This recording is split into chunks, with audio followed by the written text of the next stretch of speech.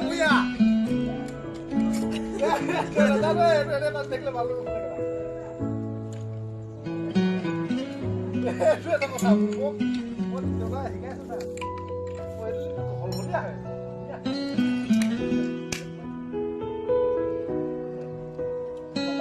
কেনে ধৰি